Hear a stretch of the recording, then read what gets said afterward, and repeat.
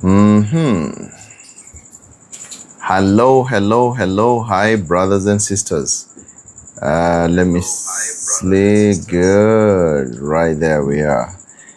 Thank you. How are you doing? How is everything and everyone?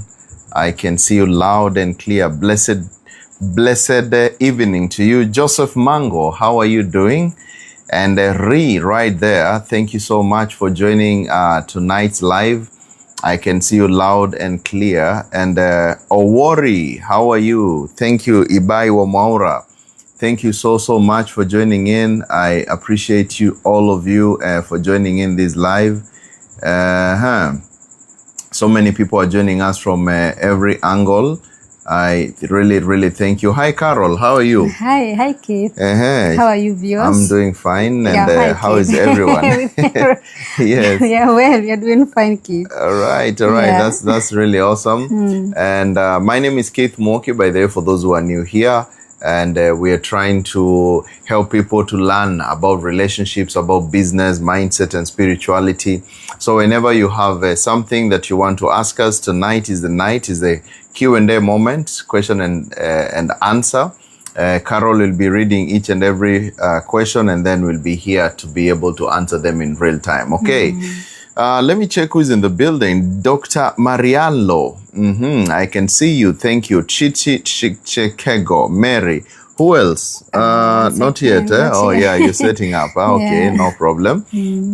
Let me check other guys. Odemi and Eve Bella, Lily Airbnb Mombasa. Thank you for joining in. Cindy Chule. Hi from California. And somebody saying, I'm from Zimbabwe. Beauty. Hi. Lydia. Hi, Keith. And I can see many people coming in. Zali, how are you doing? Evienne, thank you. Prince Kale. And who else?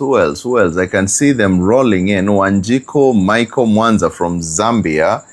And who else? I can see, hey, Carol, you're being told hello there. Hi, how are you? Maggie saying hi from the UK. And C. Juni from...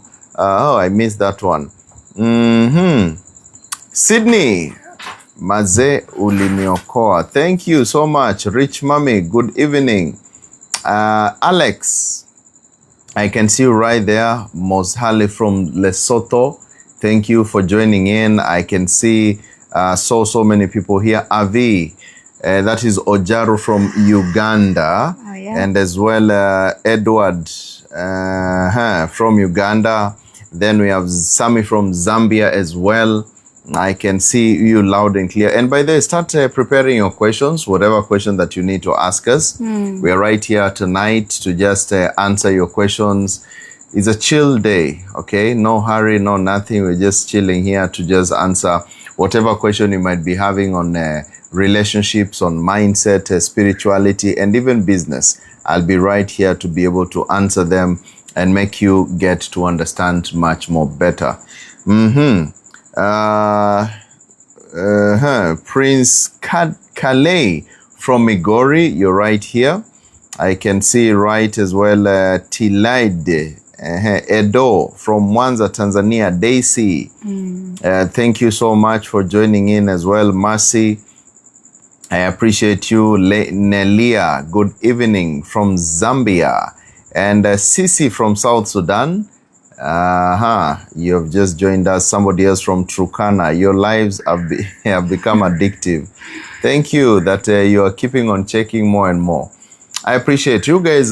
It's always a pleasure, by the way, when you see people coming through each and every week. You know, there are people who go live and they don't have anybody listening. But you guys, you decide to sit down here with us to listen to whatever we have to offer. And that's why we do it right from our heart, so that you can be able to learn and relearn.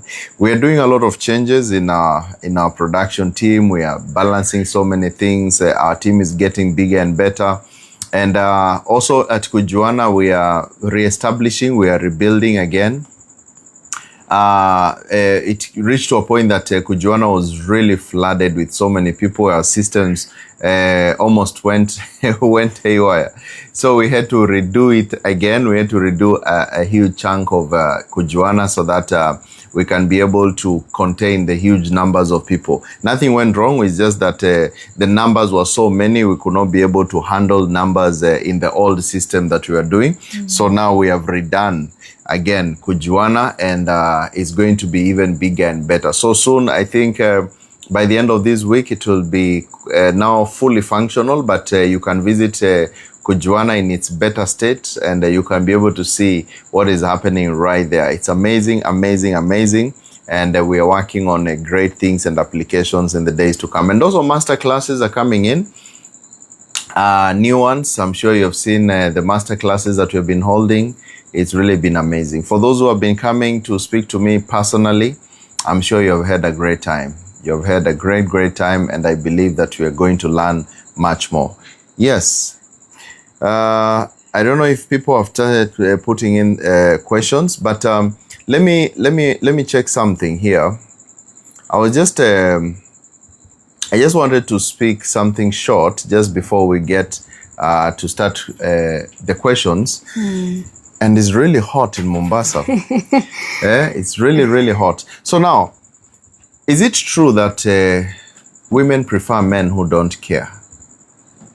I'm sure you have seen this one happening in the society.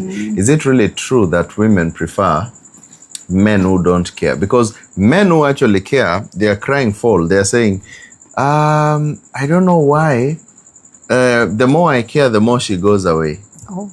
The more I decide to just stay and live my life, now she calls me. Then I don't care. Then she's, you know, men are getting confused. What is what? What is what?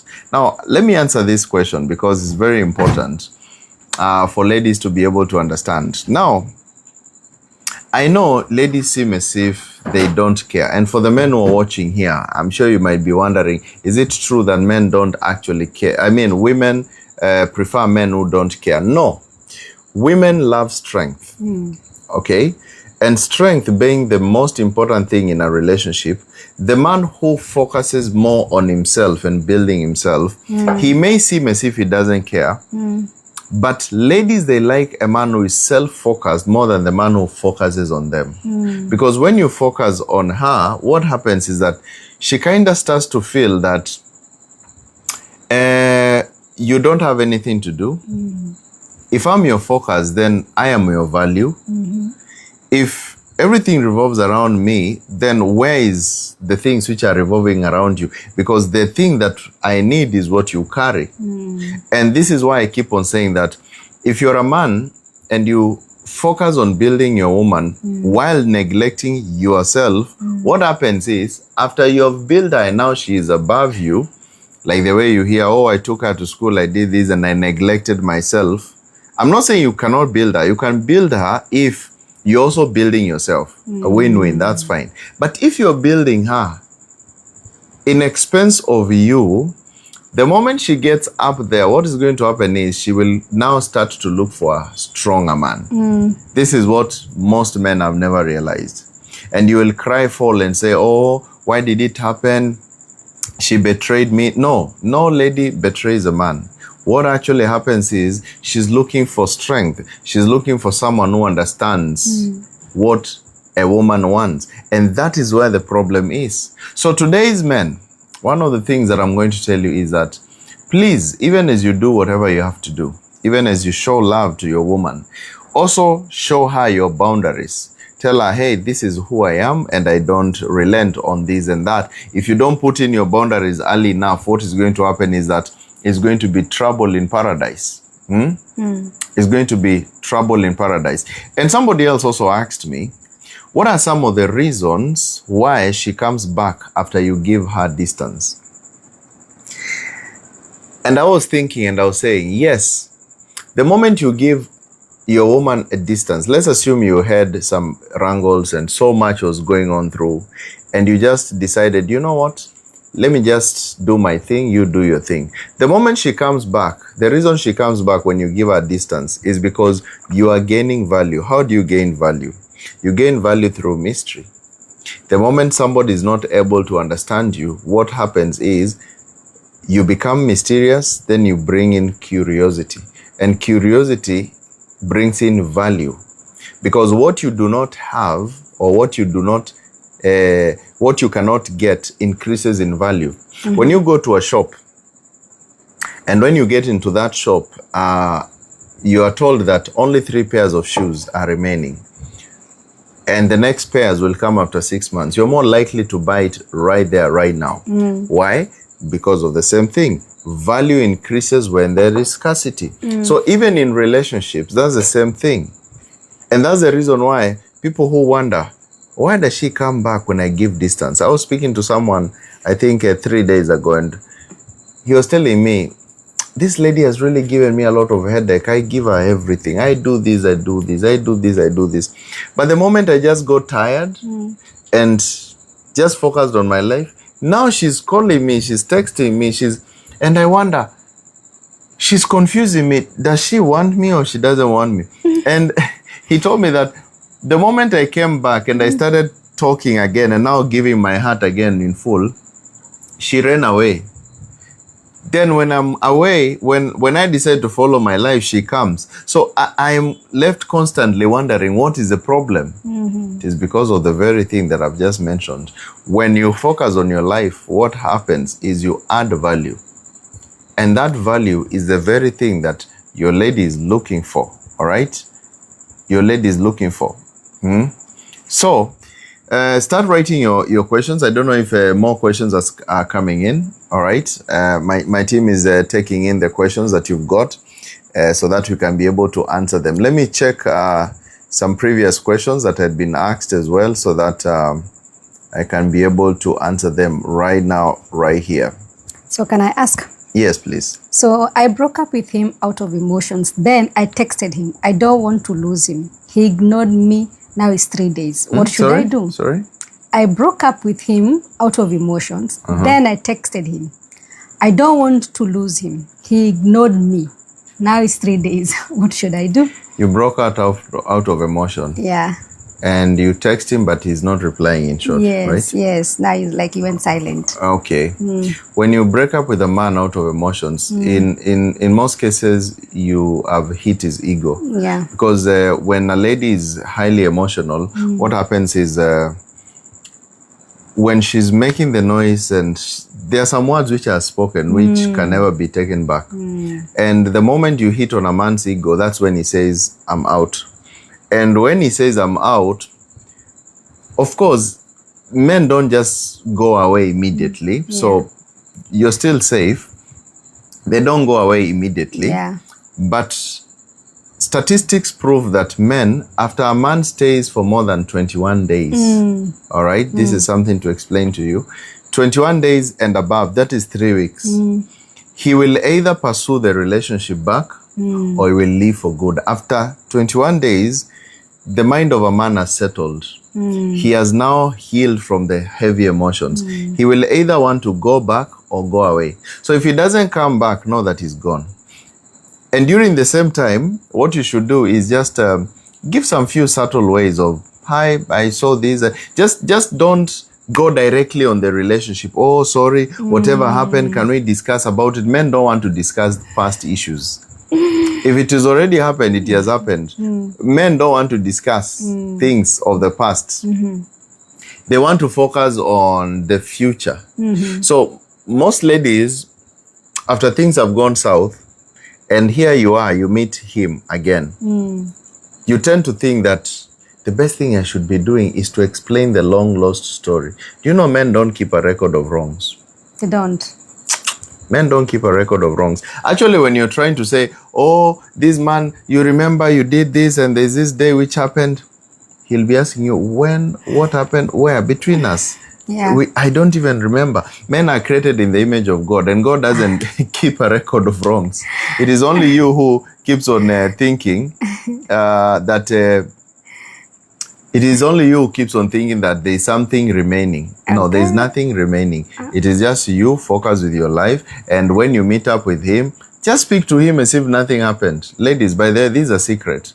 If you have had a problem with your man and you guys happen to come back again together, don't speak about the past. Oh, Lord. Forget about it and move on. Especially if you are in the trouble, please don't even talk about it. even when he was in trouble. Just avoid it if you want the relationship back. Men, don't focus on those past things. It will be headache for them. Okay. Yes. So Vivi, can you please talk about phones in relationship?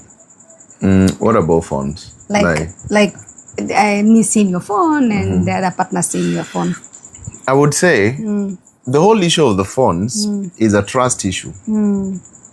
And the more you are so concerned with someone else's, your partner's mobile phone, the mindset in itself is already a trust issue. If you will be thinking of, let me check his phone to see if there are messages, already you have trust issues. Maybe I can ask it properly. Yes. Can you please, how do you deal with phones in a relationship? Is it good idea to access on another's phone? I would not say it's a good idea. Why? Because the more you are checking someone else's phone, the more you're going to find some places where you were soft to, or she was soft with people. Not every person you should be harsh to. You know, sometimes in these relationships we think that this person should always be harsh and harsh and harsh all the time. No, it's not a must that somebody is harsh. Maybe they're just talking to a friend. And you can even tell a friend of the opposite gender, hi, how are you doing? Yeah, I've missed hanging out with you. That doesn't necessarily mean that you're dating them. It just means you've missed someone as a human. Yeah. Right? Yeah. So when you're so much focused on the phone of your partner, you might get disappointed. Just focus on your own phone. Focus on your own things, because that's already trust issue in itself. All right? Just focus on your own thing. Both men and women, even you as a man, don't focus on your wife's phone. Just relax. So we don't share passwords. Is it okay to share phone passwords? Cecilia is asking. If the phone is like a family, like that main phone for the family, it's okay. But if it's a personal gadget, why is it called a personal mobile phone? Because it moves with you. It has your passwords. It has so many other things inside. For bank accounts and all that. I'm not saying that you cannot share bank accounts with your woman, but for me, my take, I see that let everything which is personal remain personal, including bank accounts, except only what is communal for both of you, right? What is communal for both of you, that's fine. But anything personal, let it remain personal if you don't want trouble. Okay. Some ladies are saying, me, I can't leave this phone. Okay. All right. So how can I move on fast because I feel like I need to move on? How you can move on fast? Yeah. You need to ask yourself, you're moving on because you found someone else, you just want to be alone, or you're thinking that out there, the grass is green. Okay, I know you want to move on. I'll tell you how to move on, but also let me also tell you some of the problems that... Is it a lady, a man? It's a lady. Mostly it's a lady, 100%. Okay. I know. Because most divorces are caused by who? Ladies are the ones who always initiate. By the way, and do you know why ladies initiate divorce? I'm mixing so many questions. My mind is like a computer. I always have so many things. Remind me that question. Okay. Let me first answer how to move on. First, you start with the mind. You make a decision. Then you concentrate upon the decision. In short, you put attention to that decision that I am out. Then it becomes an emotion. Okay. And through emotion, start speaking out. And anything you speak emotionally, it becomes. So that's the easiest way to live. So you live with the mind, you live with the emotion, and then you live with the body. That's how you live. Secondly, there's something I had brought in through that. Most ladies, they get out from the relationship thinking the grass is green on the other side. Yeah. You have somebody who loves you, takes care of you, he's there for you. Probably even have some children together. And then you think that there's this guy who I've just met 3 months ago, who is showing me a lot of fireworks. And you're so happy about all these new chemistry that you've seen. The problem is, most men just want to hit and run. Yeah. Trust you me, if you're in a situation whereby you have everything working out, out here, most men are not committing. I don't think men are committed. Actually, there is a massive exit of men from relationships, while there is high desperation of women wanting to get in. That's the reality on the ground. Yeah. Superficially, people think that, it is the men who don't have anyone. But it is actually women who don't have people. And I'm not saying this because of anything, but I'm saying out of statistics, something that I've seen clearly, all right? So when you get out there into the streets, you're coming with your 2 children, saying that, I think men are going to fight for me. They will just be passing you like weed, left, right, and center. After one puffs you, and then he passes to his friends, another one puffs you. That's what is happening. So don't lie to yourself by living what you have, living a committed man. If he has committed himself, you stay with them. Live and die with that man. Otherwise, you will see dust. And So there's something why do they initiate divorce? Concerning divorce. The society that we're living in today is a femicentric world.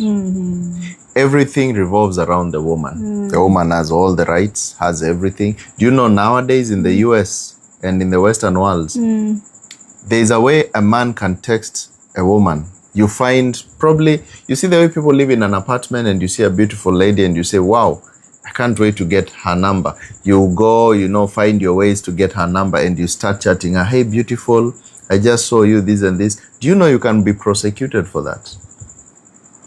It's America. And not even America. Wow. The Western world today. Thank God if you're in Africa. You can be prosecuted for just saying, hi, you're beautiful. They call it, getting into someone's privacy and the sexual harassment and such kind of stuff. And you wonder, really? How will men approach women lately? How are men supposed to approach ladies? And if that is a crime, I even saw a video on YouTube which was trending. It was some guy. This guy was walking on the pathway, sidewalk. And there's a lady who was walking at the roadside and the guy was at the sidewalk. Just a stranger walking in his way. And a car was coming from behind and the lady was not aware. I think she was on phone or something. And then this guy saw that this guy is about to hit this woman who is on the roadside. And he went and grabbed her and took her off the road. Do you know what happened? She sued. She sued him. This lady went and sued the man for sexual harassment. For God's sake. And you still tell men to go and approach? That is the reason men are exiting marriages nowadays, because everything is cooked. The whole world is cooked. There is no way. How will a man approach? If just helping you for your own life, you take me to... Do you know what saved that guy? CCTV cameras. They showed that for real. Because she said, he touched me inappropriately. How was he supposed to touch you in a moment of emergency and he had to pull you out? You see the point? Yeah, I see the point. So these are the things that are happening, and you find that most divorces today, they are initiated mostly by ladies, according to statistics. In what way? Because there is a reward afterwards. The money which is coming in. I was checking a post which was posted by, I think, Shadaya. From Zimbabwe, I think. And he posted that the top 10 richest women in the world, source of income, all of them divorce. Jeff Bezos, Bill Gates, whatever, all of them, they are richest in the world because of divorces.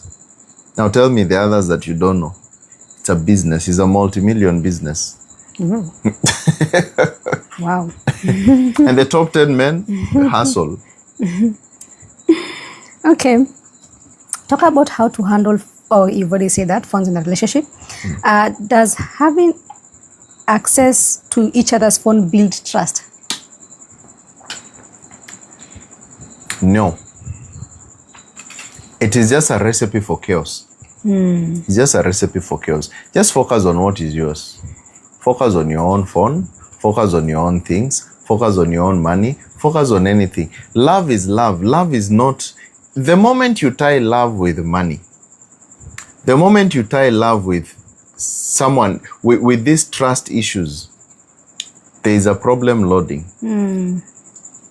And I don't know how to explain this, but in order for you to have a good, healthy relationship, just focus on know your boundaries. Know what I should touch and what I should not touch.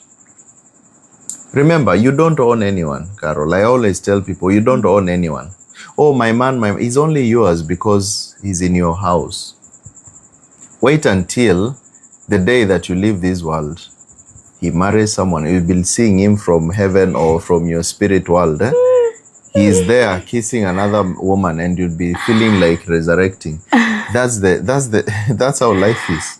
Damn, right? Keith. So don't keep on thinking that, we have it's only your turn. It's only your turn. Damn. Right? It's only your turn. No, it's the truth of the matter. Even your children, they're never yours. Yeah. If you die today, your sister picks them. The name is changed. Everything is changed.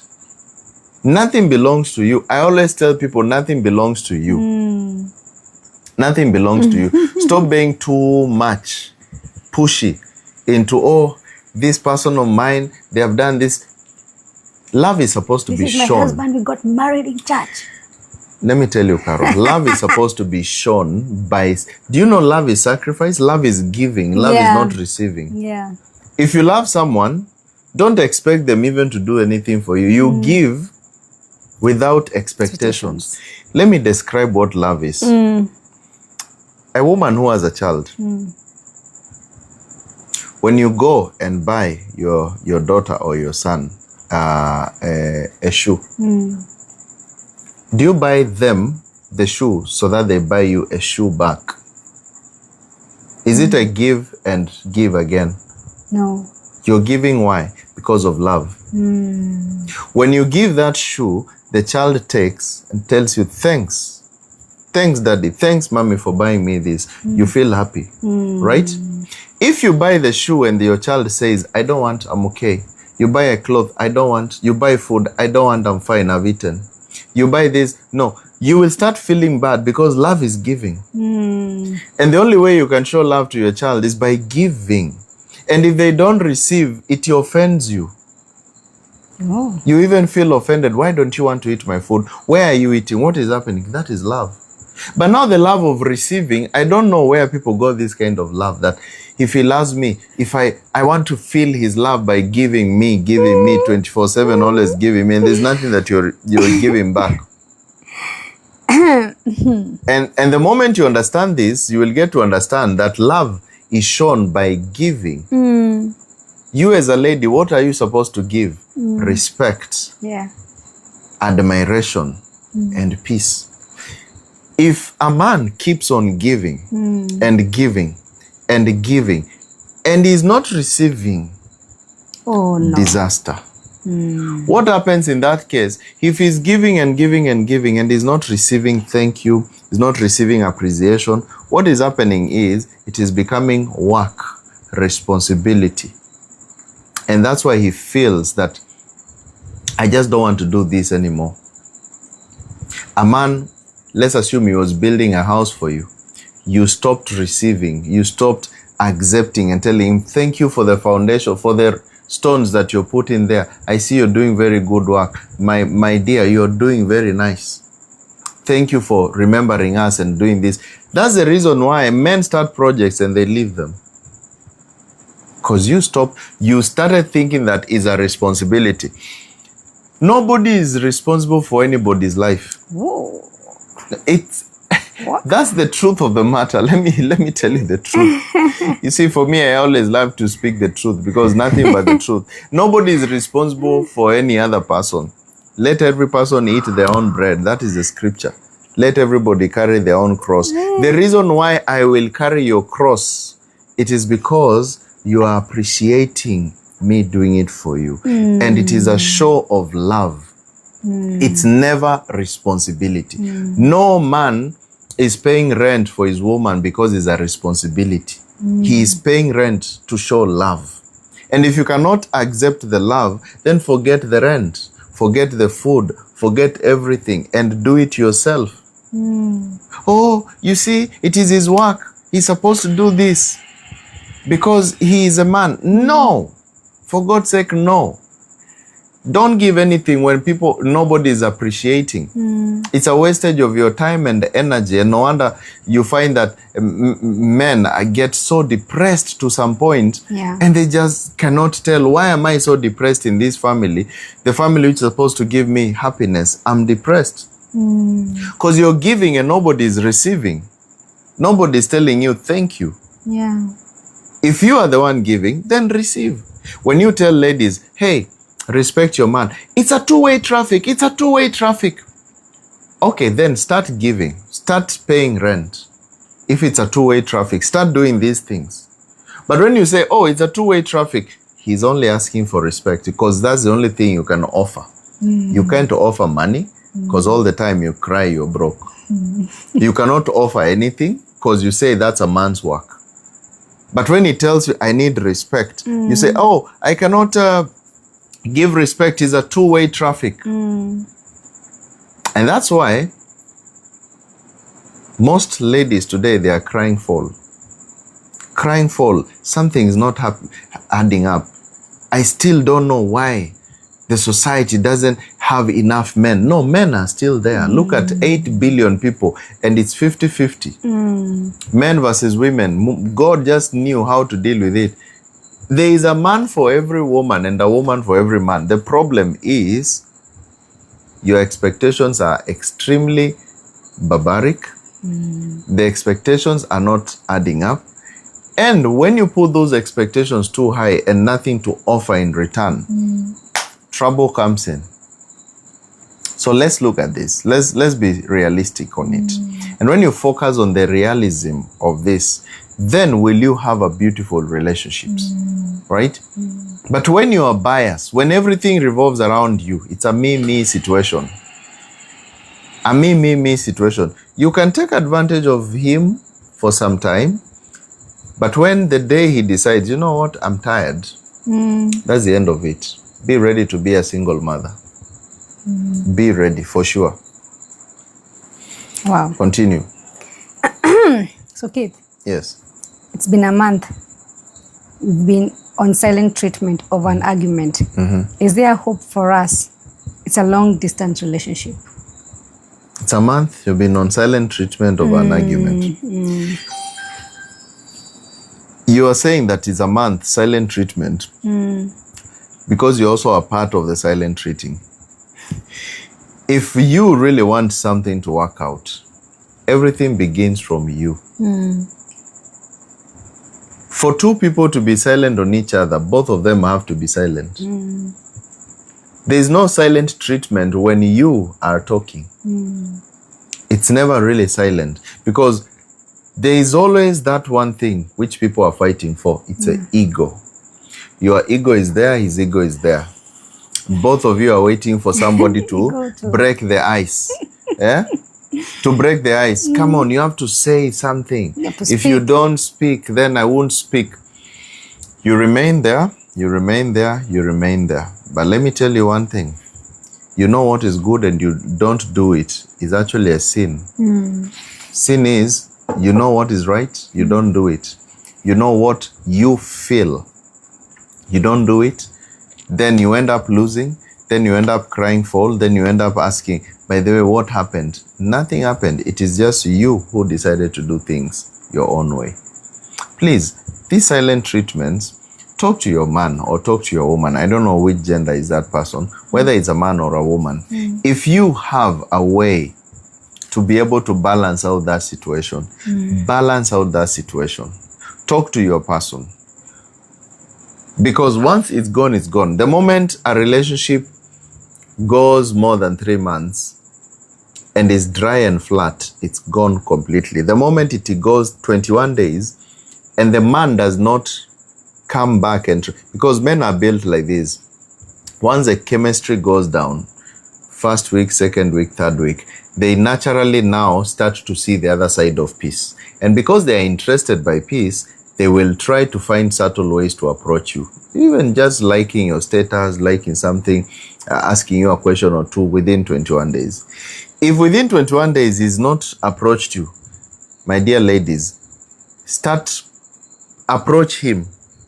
Because that man, it means now he's in the verge of starting to forget you. In 3 months, he has forgotten you, and you are now like bus drivers in what? In a bus. He'll just be saying hi, hi. Hi, as things move on. So, be keen about these silent treatments because it's just an ego issue. Hello? Sorry. Hello. Damn. Yes. So, how can I focus on myself, or Yes. which things can I do to show that I'm focusing on myself? How can you focus on yourself? Focusing on yourself is checking your purpose. Yeah. What exactly do you feel it's burning inside your heart? Because we all have that one thing burning inside us. An idea, we have a dream, we have a vision that we have something that we feel is so important for us. I'll give you an example.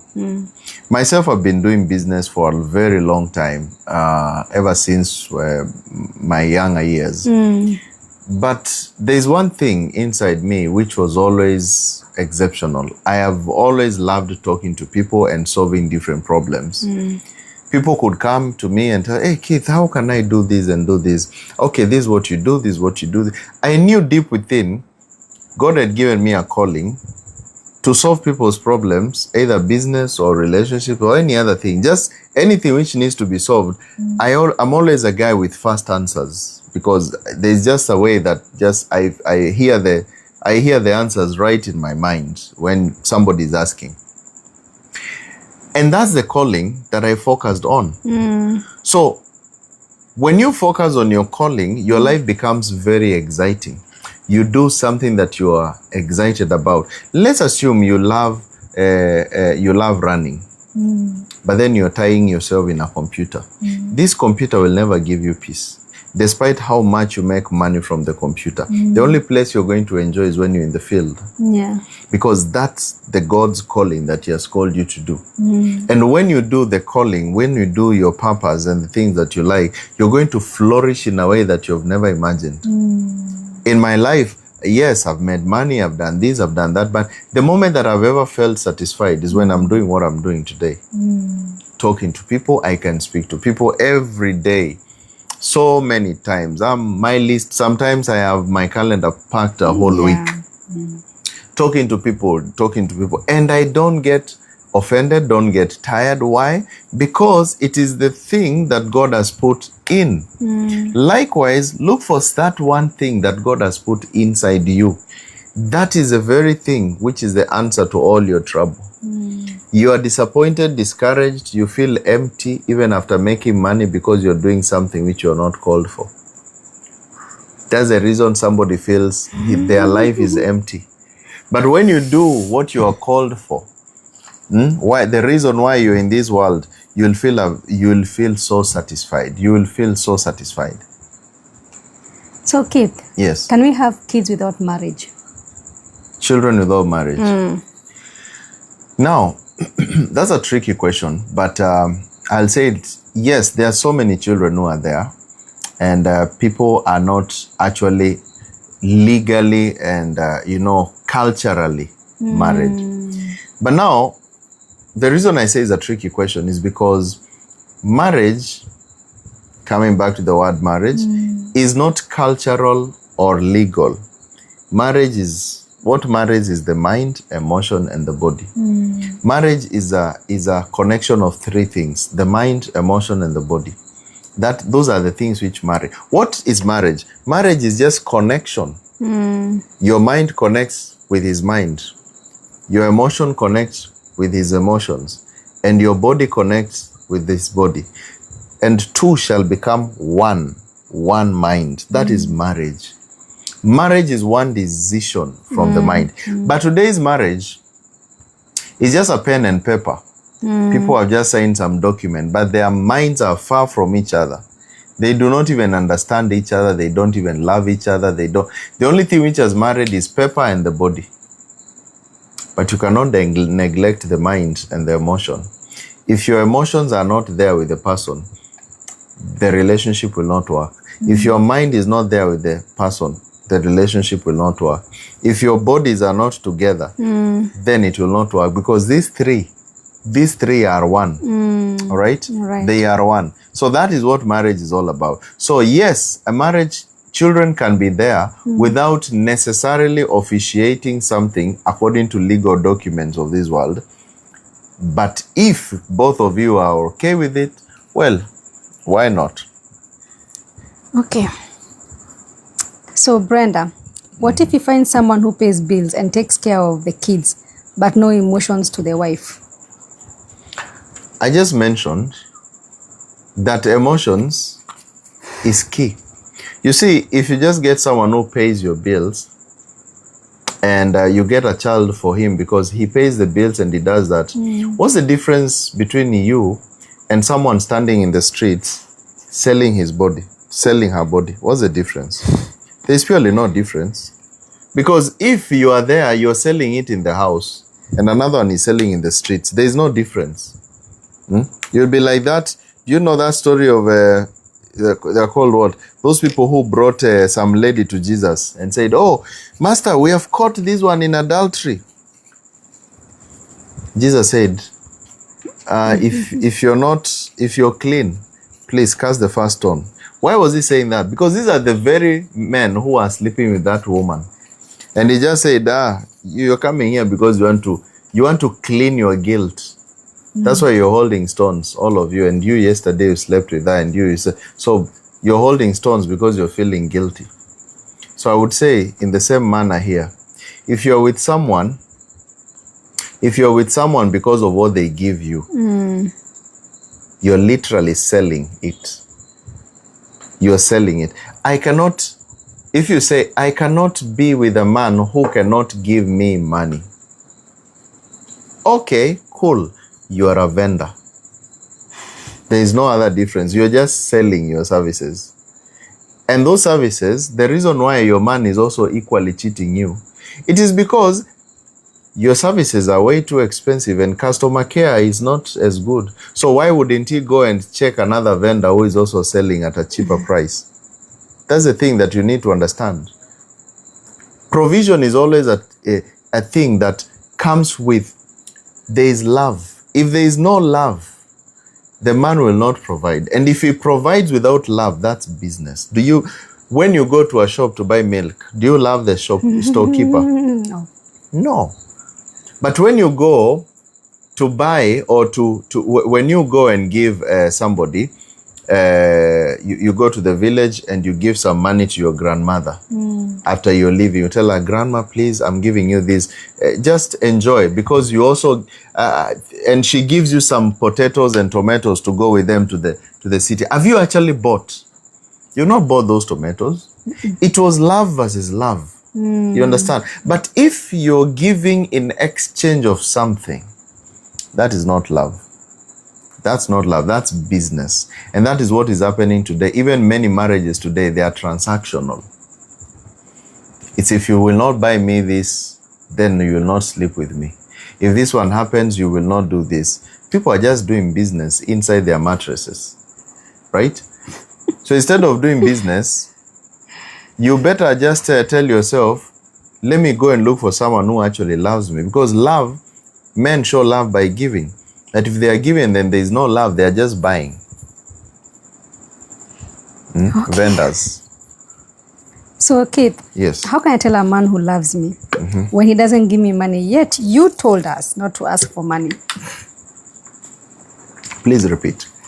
How can I tell a man who loves me when he doesn't give me money? Yet you told us not to ask. Ladies, I keep on asking you, how is the situation back at home? Because why would it always be that this man doesn't give me money, this man doesn't ask for protection, security, love, care, and everything else? Why always money? I know times are hard, things are hard, but for real, love is not equated by money. It's not evaluated by money. Sometimes you evaluate so much love by money that it becomes just it becomes a joke. If a man knows that you love him because of his money, he will take advantage of you because he knows that your value is just a few coins. If I know you just need 10,000 or 100,000 or even 1 million, then I'm going to do whatever I need, and then I come and throw it to your face. Tell you, come on, keep quiet. There's nothing you'll do about it because your value is equated to money. But if your value is not equated to money, then it becomes unconditional love. If you put a condition to the love, then that is not love. Those are just situations. And the moment you understand this, then men will stop using you. All right? They will stop using you. You will finally, for the first time, feel how it feels to be loved. But how will he love you when you're equating everything to his pockets? The fatter the wallet, the more the love. No wonder he cannot stop cheating, because your services, he buys from you your services, right? Let's use this word. He buys your services. Madam, I'll give you this money so that you love me, okay? If you don't give me this, okay, my wife, get this money. He gives you. He has purchased the emotion, right? But then you, even after him purchasing, giving you this because you wanted it, you still don't offer good customer care, right? You don't offer good customer care. You don't offer services the way they're supposed to be done. He has bought emotion. You're not giving emotion the way it's supposed to be. You're still nagging. You're still atrocious, whatever, all those things. Why would he not go to a better vendor? Why would he not look and say, why should I be buying services from this and I can buy it from that? Who is giving me better customer care, better services, respect along the way, and is, checking on the customer welfare? Because you're just a vendor, they are just a vendor. This is a thing that you need to understand. If the moment love becomes transaction, there is no love there. It's a wastage of time. You better close the books. Okay. Yes. How to restore relationship after cheating and blocking each other. How to restore relationship after cheating and blocking each other. Please don't even think about it, because if both of you are cheated and blocked each other, especially if I don't want to get controversial, but if you cheated on the man, that relationship does not work, because men don't forgive cheating. I'm just saying it. I know it may look always controversial. Oh, even us women forgive cheating, but men don't. And I'm not saying this because I want to show anything for men, but I'm just telling you the facts on the ground. Men don't forgive cheating. So if there's been cheating around there and it has been put on the table, there'll always be that one pain. Why? Because cheating for men is about emotion. You have given your emotion. The most important thing is that emotion that you're given. And that's the only thing that a man wants. So if you give it, then that's it. When you talk about women on the other end, women more so are focused about the man's future. They're not really focused on emotion. Women love themselves. And emotion is not a thing because they have it in plenty. They are focused on the man's future. And that's why you see, as long as the man has got, etiquette of taking care of you, being there, you as a lady, you can balance out and it can work out. But for a man, if you actually cheated on him, it will be very difficult. Very, very difficult, because for men it's about emotion. For women it's about the future. You have to get that point. Okay. How do you deal with a husband who abuses you? A husband who abuses you. First, you should not be abused. Those who abuse women is not a good thing. Likewise, those who abuse men is not a good thing. Why am I saying this? Because the world that we're living in, there's what we call silent emotional abuse. Do you know being hurt emotionally is as painful as being hurt physically? Most men are enduring emotional hurt. Words, especially there are words that ladies say.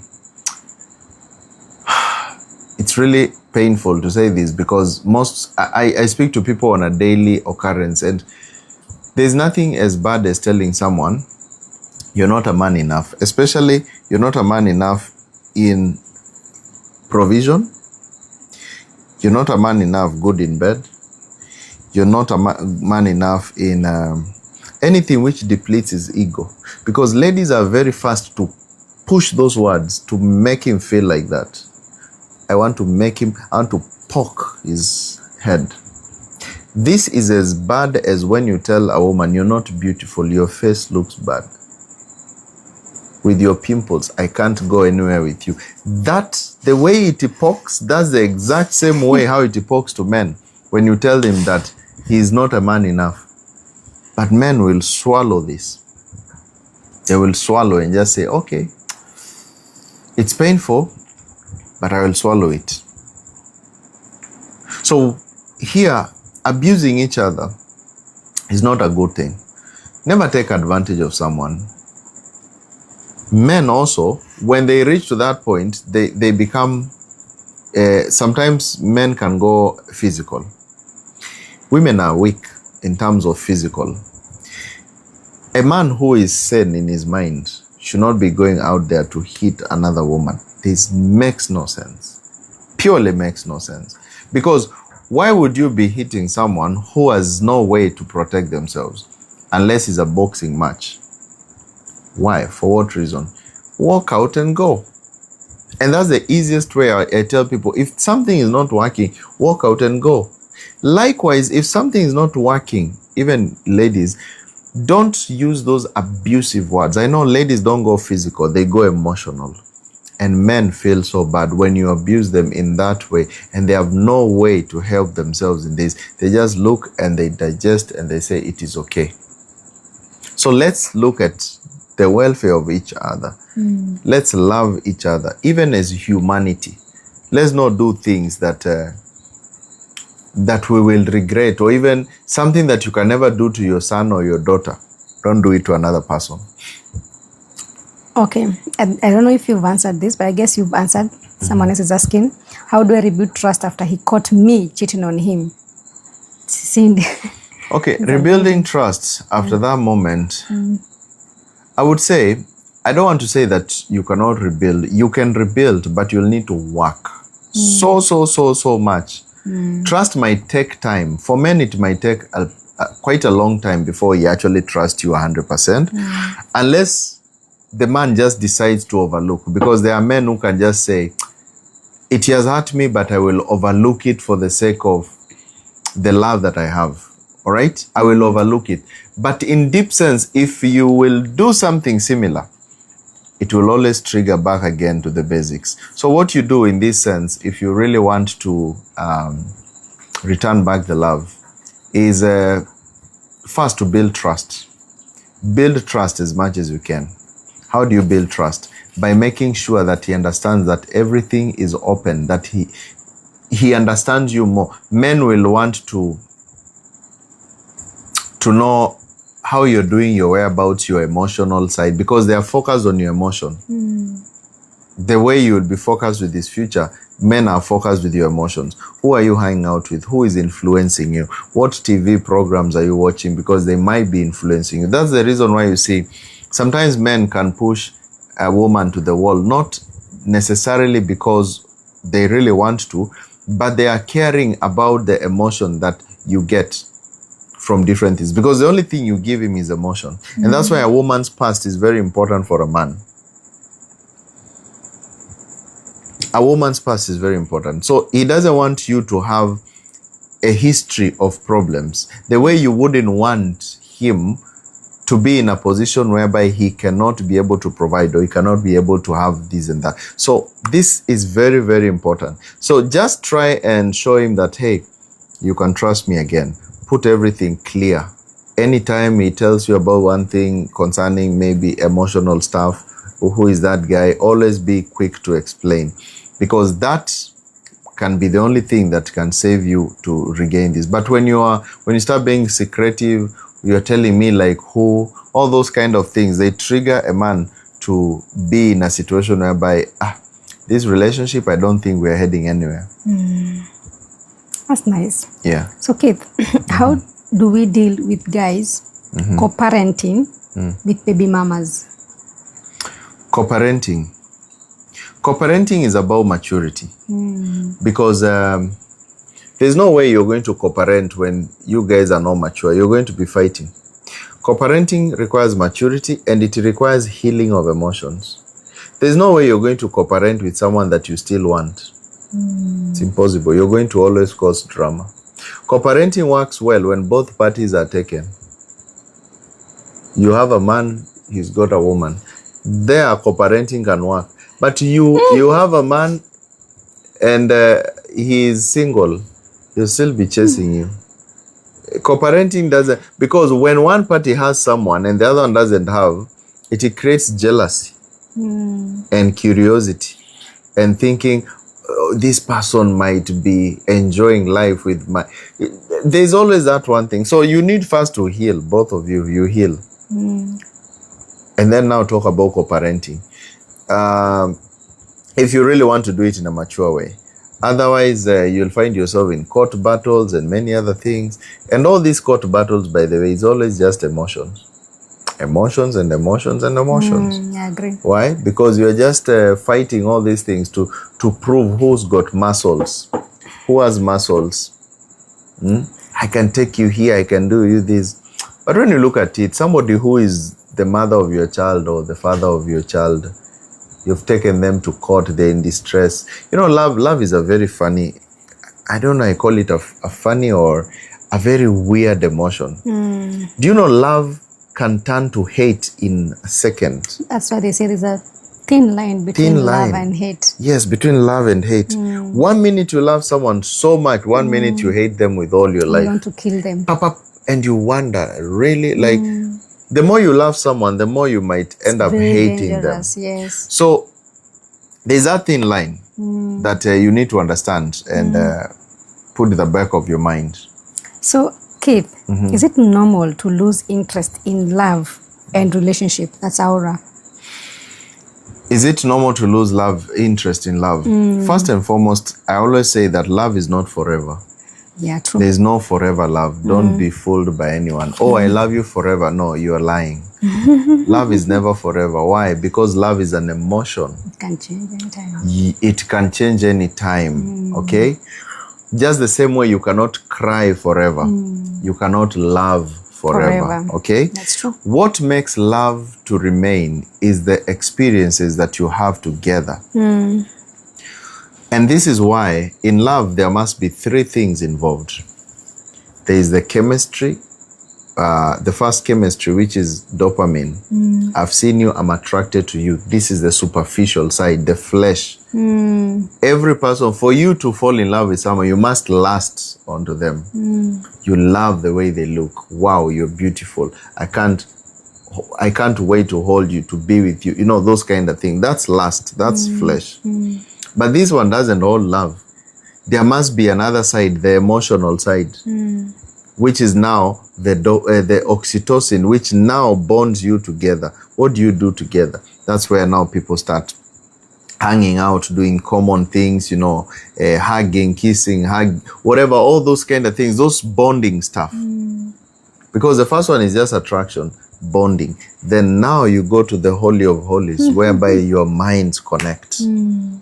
You do things together. You can reason the same way. Without this, everything else is superficial. So as you continue getting deeper and deeper to the spirit side, which is the now serotonin, right there, down there, you'll find that the general attraction faded. What brings the attraction is now these things which you're doing together. I like my man because he does things that we really enjoy working out together. That brings an emotion. We like going to the gym together. We like doing this together. That brings a chemistry, that chemical reaction. So you start feeling good about the person. Love in its entirety, when we talk about love in the shell part of it, it doesn't live forever. It is only activated by activities that you do together in life. Why am I saying this? Men fall in love by seeing. You fell in love with her when she was 25. Now you guys are 55. The phase has gone down. She's no longer the beautiful person you saw. So what keeps you there? Is it the beauty from when she was 25 years? No. It is these common goals and common purpose that you keep on talking about, the connection. That's why you will see he doesn't have teeth, yet you still kiss him. He's old and say, oh yeah, I was seeing a video, some old couple. One has teeth, the other one doesn't. You chew for this. Too much love. One chews for the other. If it is not about common mind, I don't think you'll chew for someone who has no teeth, or someone will be chewing for you. It is because they have gotten to a point that now they have balanced everything, that there is peace, there is tranquility. Both of them look alike. But today's modern love is just based on how you look, superficialness, how you look and what you told me, those vibes. And after 3 months, 4 months, 36 months at most, go back to factory settings. You go and look for another one. You think, oh yeah, this one, I don't feel them. You look for another one. 1 year, 2 years, I don't feel them. So by the time you realize, you have a whole chunk of men or women along the line that you have dated. You're just tired, exhausted, and you're just saying, what is the problem with these people? It's because you've never actually connected with them. All this time, you've been connecting with nothing, with the bodies. And that's why you see, hey, what is the issue? What is the issue? You've been connecting with bodies. You've never actually loved them. You've never even felt them. Okay. So, I don't know if this is a misspell or what, the word glow, but I'll still read it. The way it is. How can I glow my relationship? Oh, So, I think the person is saying, yes? is it grow? Glow, okay. So I think glowing means how can I enhance, make it blossom, right? I think that's the word. How can I make my relationship to blossom? You make your relationship to blossom by knowing, getting to know the other person better. If you know somebody very well, you will do what they like. If the other person knows you better, they will do things that you like. And when they do things that you like, you're going to love them more because they know you more. The Bible says that they may know him, the one and only true God. Why does God want us to know him? Because the more we know him, the more we are going to love him genuinely. Likewise, in relationships, the only way a relationship can blossom is when you actually know each other in depth. Take time to study your person. Take time to study them. If he's your man, study him. Get to know what is his interest. What is this? What is that? If he's your woman, get to study her. Learn her clearly. Get to know, who am I dealing with? And I always tell people, one of the easiest way to even know yourself is to do a whole test of yourself. Right now we have internet. Online, go to 16 personality test. Go and feed in your details there. They'll ask you a couple of questions and you'll be able to know what kind of a person you are, your personality test. And like for example, I'm an INTJ. And I am able to know my character. This is how I behave, this is how I behave. So check also with your woman. Hey, do some personality test. Some IQ questions to just understand who you are. And that will give you a whole report to understand yourself better, deeper.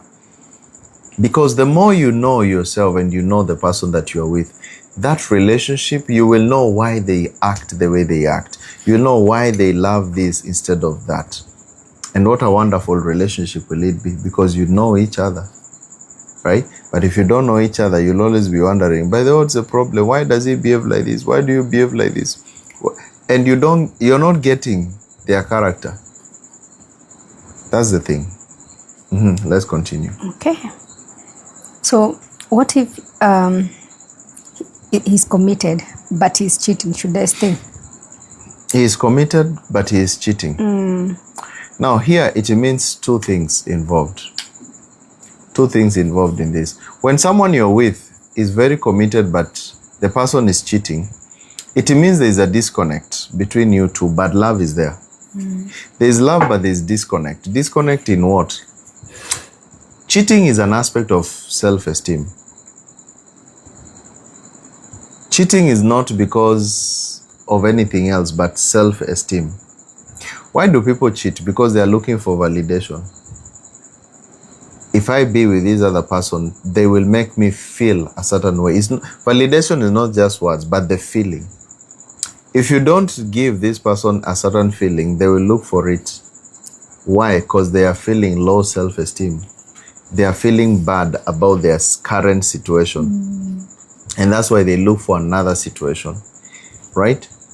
Let's say, for example, a lady is not appreciated in the aspect of her beauty. You keep quiet and you never tell her she's beautiful. You never tell her anything. She's more likely to start getting closer to men who tell her she's beautiful. Wow, you're beautiful today. You're looking good.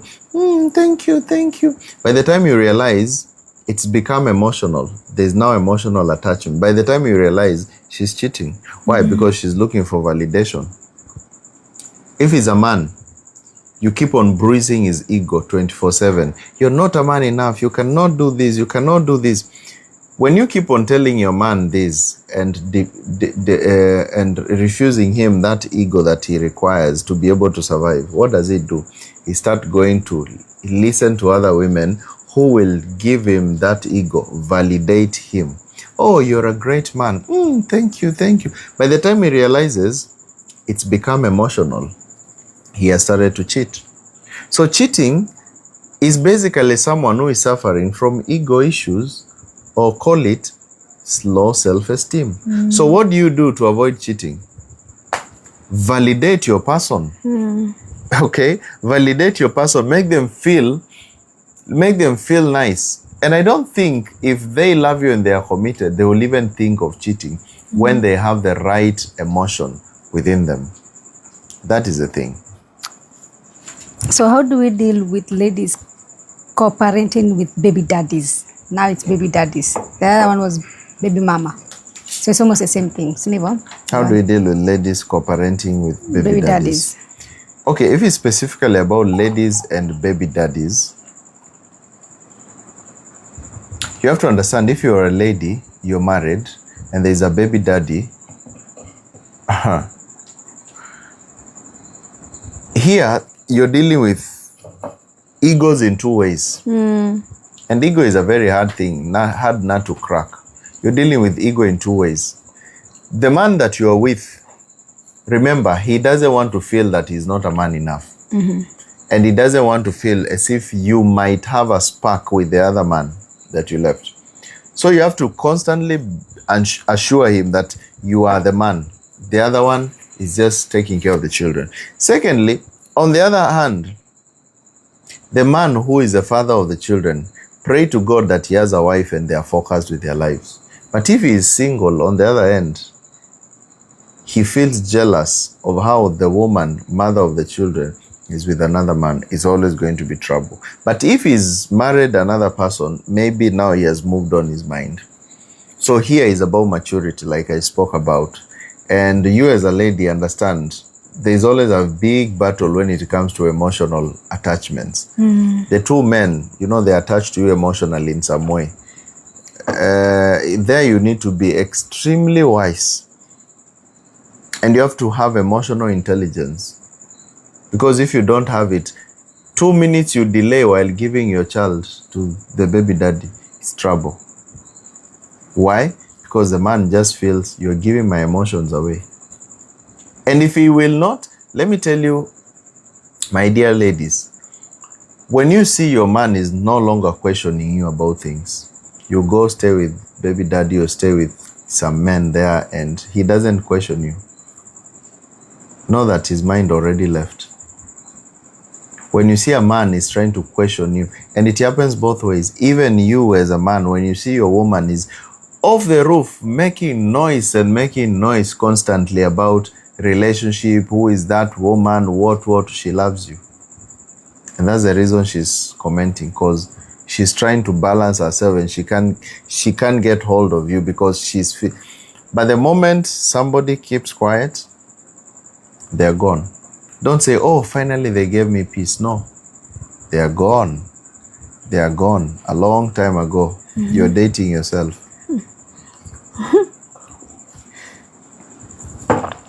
Okay. Talk about mama's boy. Talk about mama's boy. Mama's boy. People who are mama's boy, it's not that they are bad. It's only that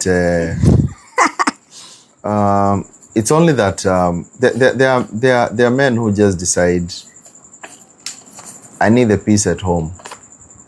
It doesn't mean that there's anything bad with them, but they are afraid of the world. The world is scary. And not all men are strong. Sometimes, don't always think that, hey, man, every man has to be strong. You must be a man. Being a man doesn't mean being vulnerable. It basically means him taking responsibility. So you can be a mama's boy, but you take responsibility, but you don't want problems out there. You don't want disaster. You're tired of the world. The world is scary, remember?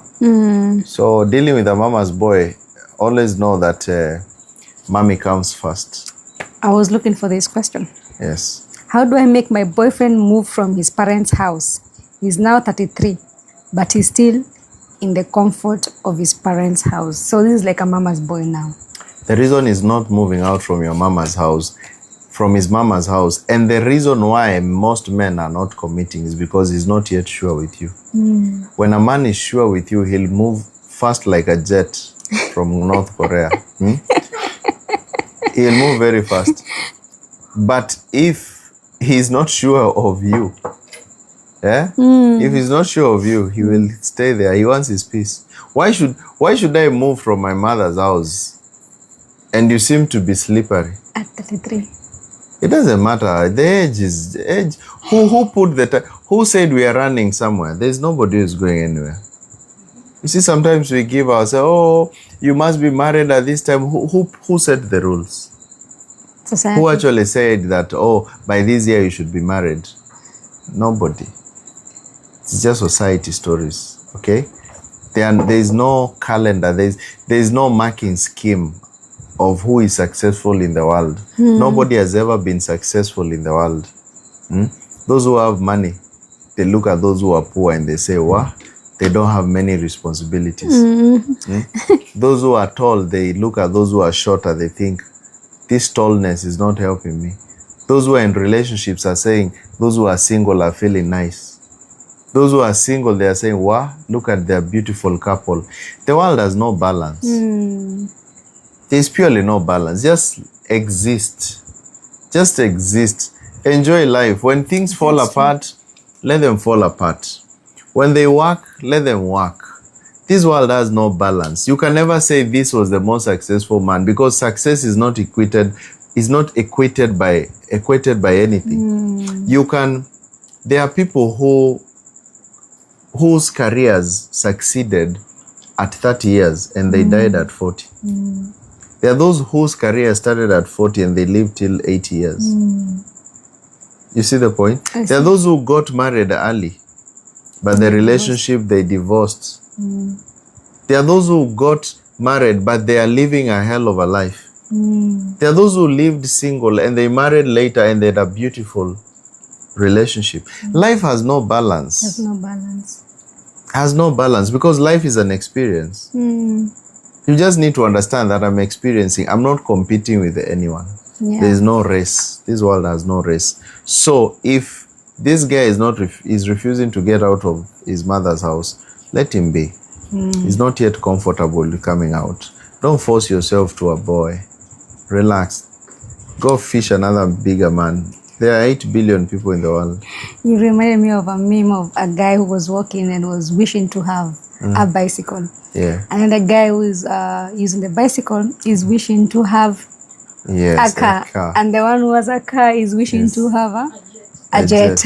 They're all wishing for things. You know, even Elon Musk today is still looking for money. Money is never enough. Yeah. Success is never enough. There's no point. I was talking to a friend of mine in Canada, and she was telling me that I want to do this and I want to do that. And I asked her, what's your goal? When will you now say, I am successful? Because she's very successful. She has achieved this, achieved this, achieved this. And she told me, Keith, you can't imagine. I'm building. I asked her, okay, so how much is enough? Where will you be able to say, now this is enough? She tells me, I've never looked at it like that. Told her, yes, the problem with life is that we think that the more we chase and chase and chase, there is a place where we'll now say we have enough. But the more the money, the more the eaters, the more the success, the more the confusion. Those who are successful, they wish they lived a modest life. Those who are modest, they wish they were successful. Life purely has no balance.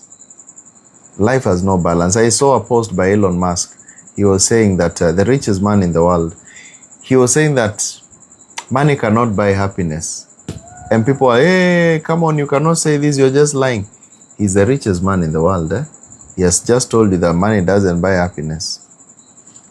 The same way, you see, I live in Mombasa. And here in Mombasa, most of, our friends, especially ladies, they call it getting out of, when you get some white guy and you go in Europe, now you've come out of the block. You've gotten out of the block. You've punched it. You are 22 and you've met this 80-year-old man who is ready to mingle. And you are now in Germany. You're there now, you start sending us pictures, selfies. And we are just checking. You arrived, now you are at the snow. This is snow, The moment we stop liking your posts, that's the time we start feeling, oh Lord, please guys, like my post. You are there, yes, you're in Santorini, in Greece, beautiful views, but you're with someone you don't love. What a waste of energy. You have the money, yes. You have everything, yes. You're sipping some wine there, yes. But with someone you don't love, everything becomes useless. You're just looking at it and saying, I wish I was with that brio of mine. This guy, we loved each other. You now start chatting this fella. By the time you realize you have the first child, the second child, and because the guy is 8 years and you are 22, in the next 5 years or 10 years, the guy is dead, you're a single mother. Welcome to the world. You start booking sessions. Keith, I need a session. There's a problem here. Okay, I knew it. When you went for superficial stuff and you forget the ideal you, what a waste of time. Sometimes we look for things thinking, I'll be so satisfied when I get this. But you'll be satisfied when you seek the kingdom of God first. Peace and joy. As long as it gives you peace and gives you joy, that's the kingdom of God. That's the truth. If it doesn't give you peace and give you joy, it's a wastage of time. Wastage of time. Continue. Okay. Is it okay for your partner to still talk to his ex-girlfriend? So what are they discussing? The problem is what they are discussing. If there is floods and your ex was being carried by floods and you help her, that's okay. But if they're just discussing, hey, you remember that day when you remember, then go back to your ex. It's actually not ex. It's just current. It's just, you're not decided. A double-minded man is unstable in all his ways. Also a double-minded woman. When you're double-minded, you'll be unstable. The relationship will be unstable. Everything will be unstable. I'm not saying you cannot talk. But what are you actually talking about? There must be a reason why you are talking to this person. Okay? Well, it is what it is. Continue. It is what it is. So, Keith, what if he's a good guy, committed, but he's 4 years younger? Would you advise me to settle? Good guy, committed, 4 years younger. Please, madam, go for that price. Enjoy your time. Enjoy your time. Commitment is very scarce nowadays. It doesn't matter. Grab that offer Go for that offer, mommy. Take it quickly. Enjoy your time. Finding a committed man. It's not easy. Is as rare as finding gold on the highway. Men are not committing. Ladies, he's 5 years younger and he's really serious about you. Grab the offer. Grab the offer with both hands. Look for commitment more than you look for anything else. Don't even look for how rich he is. Look for the commitment. Oh, yeah. Because money you can build, but commitment you can never build. A man who looks down upon you, no matter how much you love them, they can never love you back. Someone who looks down upon you, they will never care about you. It doesn't matter how much money they give you. That money will be the source of your misfortune, trouble. You will hate yourself for having had money, but you're crying every day. What is the essence? What is the essence of having the money and everything, but you have no peace? So if a guy comes and shows you commitment, shows you that I care for you, and he shows you genuinely that, hey, I do care, please grab the offer while it is still lasts. Otherwise, the streets are very cold. The streets are dry, flat dry. So my man shows me more love when we are around his friends. But once they leave, the love drops a little. What happens is, when you see your man is showing love when they are friends or people, but when you two are together, it seems to drop or it drops. It means both of you have underlying issues between yourselves. And the underlying issue may not be something practical, like you guys are fighting, but it means you have never really understood each other. There's someone who is afraid of the other. You see, when friends are there, hey, my woman, my woman. But when both of you are in there, you are looking at roof and the other is looking at the floor because you fear each other. There's fear between both of you. You have never really opened up. So it's not that you don't love each other, but you have never really been vulnerable to each other. And that's why it feels different when there are people versus when there are no people. So work on your vulnerability. How do you work on it? Get to know your man. Study him like a book. Study him like a book. If you don't study your man, another woman gonna study your man. And when she studies your man, it's going to be awesome at the end of the day. Sorry. Okay. If your man is going to be studied by another woman, at the end of the day, things are going to be, and life continues. So enjoy the ride. Enjoy the moment. Okay? All right. So my ex is always calling me. Yes. And I have a man, Keith. What should I do? The reason he calls you is because there's an open space. When you leave an open door, you leave something which is open. The other part is like you say, this guy is texting me, and anytime they text me, I don't know why they... okay, let me put it like this. This guy keeps on calling me for dates. Why do you go for the dates? Because you have left an open space. You understand? Yeah. When there is an open space, it basically means they will keep on pursuing, because ladies will always say one thing and mean another. And if they say one thing and mean another, a man will pursue. He will pursue because he knows, at the end of the day, well, it is what it is. But when you close the door and you be stern and you show your boundaries, he will respect. Don't leave an open space. So what should I do? My ex left property in my house, but I want him to take his things. A man or a woman? This is a man that left the things. Ex left things in your house. What you do is very simple. Pack the things very well, call an Uber and give the pin location and give the number and tell her, hey, I'm sending an Uber to bring you some presents. And those presents, once they arrive, they will be received with open arms. The problem is, probably even the ex is also trying to wonder, how do I go for my things? It's a win-win situation. Just give them.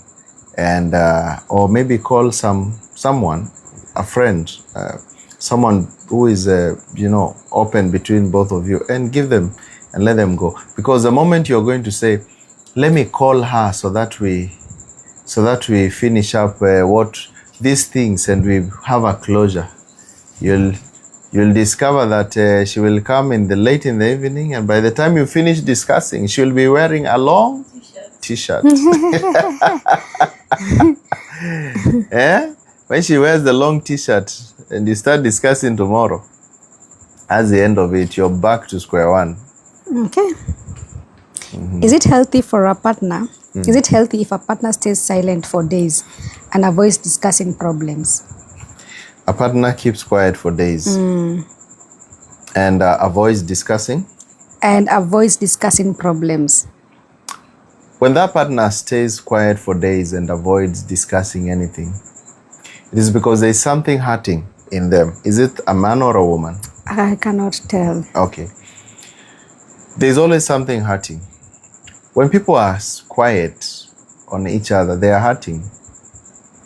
And I don't know why we have this kind of thing that let us hurt first. You know very well at some point you'll get back together. But you take season and season of just silent and silent. I don't want to talk to you, I don't want to talk to you. You just keep quiet for weeks and weeks and weeks. And you know deep down at the end of it, you're going to talk. I see that as just yourself putting on fire and sitting on it and boiling some water and you're inside. It's like that frog experience. You put in water in a pan and you put a frog in there. Start boiling slowly. The more you stay, day 1, day 2, day 3, day 4, without talking to each other, the water is getting hotter. You better jump out, because the longer it's going to take, the harder it will be to repair it. If you know that you really want to repair, jump out earlier possible. Talk to your person. Tell them, this is what we are going through and I'm thinking ABCD. Otherwise, that's a permanent problem for me. The older it gets, the harder it is to heal. The Bible says, be angry, but do not allow the day to set while you're still angry. Because when the sun sets while you're still angry, what happens is it is impressed in your subconscious mind. When you sleep, you go to the Father, to the spirit world, and you go and report what happened. And your Father is a Lord of vengeance. He shall repay. He doesn't forgive. He shall repay everything. And what is the Father? The subconscious. That's why you see, when you sleep, what happens? Out of a busy day are many dreams. And those dreams are the things that you have imagined and done. So if you did a whole day and you had some beef with this and that, when you sleep, the same is impressed in your subconscious mind and it remains. Tomorrow it will be a beef. Today it was just something we disagreed. Tomorrow you'll wake up, you cannot see eye to eye. And you wake up another day, you cannot see eye to eye, and another day. So the more it is being impressed in your subconscious mind, the harder it will be to get it from the subconscious. So it is very good you deal with issues early in advance. Deal with issues early in advance. Okay, so we had a disagreement with my baby daddy. Now it's hurting me because he's not in my baby's life. Can I text him? You still love him, right? So why did you leave him in the first place? That is the thing. You see, people will leave and later on you start regretting. And I tell people, please, before you close that book. Before you close that book and say it is impossible, especially when children are involved, try and work on them. Try and work on it. Try and work on it. Especially for ladies, I know, I don't want to seem biased talking that for men it's easier. For men it's equally not easy emotionally. But for women, when you know you have a child with a man, try everything that you can be able to try. Building it, being responsible, being this and this, to try and work it out. Otherwise, when you start the baby daddy issues, remember this guy is permanent in your life. He's never ending. It's going to be a whole rough road. A whole rough road. Especially if now he gets another woman, he gets other children, there is another baby mama involved, and then things go south. What a confusion. It's going to be a heavy confusion on you. And especially if you have 2 children and above, that one, just fight for it. These streets are cold like a rock. They are cold. No man is joining a family. Men are starting families. They are not joining. So by the time a man lies to you that, I will pick your children and continue. And the father is alive? Not in today's 21st century world. You are in for being a serious single mother for the rest of your life. And even if you love a man, there will always be question marks of things. Please fight for it. And in this question you have said that, what do I do? What do I do? What you need to do is cut down your ego. Cut down that ego. Talk to him like someone would talk to any other person. Because most of the reasons why he's probably not talking to you is because he's still angry at some things that both of you argued about. And these things are always the demeaning ego words that are passed. When you pass those egoistic words, you are not like so and so, you can never do this. I'm leaving you because you're weak. You see those poking words that sometimes ladies you pass to men? Every word the Bible says, what defiles you is not what goes through the mouth, but what comes out. Those defiling words, they will defile him and defile you as well, because what you give is what you get, right? So just reduce the ego, reduce everything, and just talk to him in a simple way. Men sometimes can be understanding, especially when there's peace involved. Okay, we have spent over 9 months in reconciliation, but my babe isn't forgiving me. What do I do? Over 9 months. I told you, when a relationship passes 3 months, forget about it. There is no relationship. 21 days is the testing period. 21 days is the first testing period that if this relationship will go back to normal within 21 days. And after it passes 21 days, now people are healing. Within 3 months, they have healed and they are cold like a rock. They have forgotten you. So please, just pursue another guy. Okay, this is interesting. He wants to save for our child together, yet he's in another relationship. He once said we do individual investments. He wants us to save for our child together, yet he's in another relationship. Even if both of you are in the same relationship, why should you do same bank account? It doesn't work like that. You work, put some money there. She works, put some money there. And that money is for this purpose. Because when you say that, a child together has nothing to do with both of you, both of you agreeing. A child is a child, it's already in the world. So you putting money together to save for the child is beneficial for both of you. It has nothing to do with the arguments that you have, because you already argued and you already parted ways. So it's very important. If you don't want to save the money, then you might end up raising the child alone without his help. So can a man focus on his way to his success with a woman who has no future, with no future? Can a man focus his way to success with a woman with no future?